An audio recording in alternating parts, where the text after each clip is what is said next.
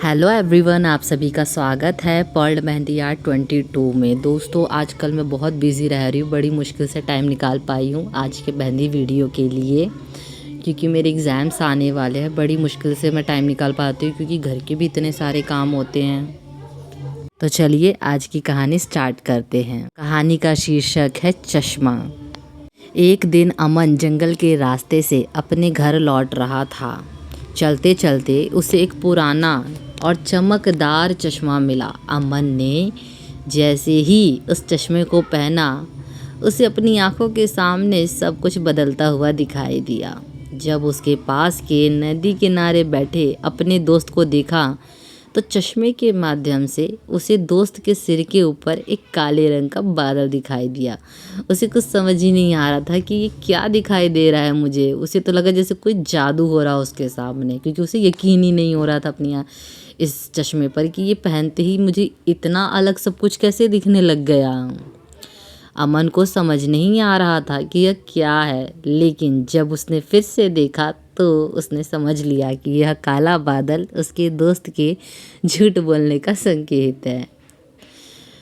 अमन चश्मा पहनकर आगे बढ़ता गया। उसने रास्ते में अपने गांव के मुखिया को देखा जो अपनी फसल के बारे में बात कर रहे थे। चश्मे से देखने पर मुखिया के सिर के ऊपर भी एक बड़ा सा काला बादल दिखाई दिया।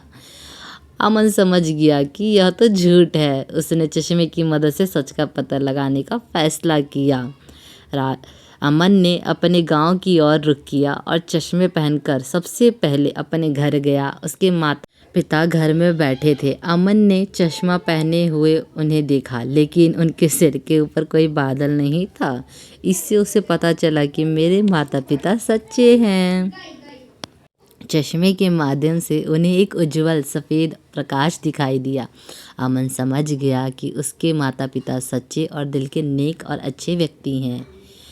अमन ने धीरे धीरे चश्मे का इस्तेमाल सच पता लगाने के लिए करना शुरू कर दिया, एक तरह से कहे तो जासूसी। उसने देखा कि लोग झूठ बोलकर कैसे अपनी गलतियों को छुपाते हैं, लेकिन उसने यह भी देखा कि सच बोलने वाले लोग कितने सुखी और शांत रहते हैं।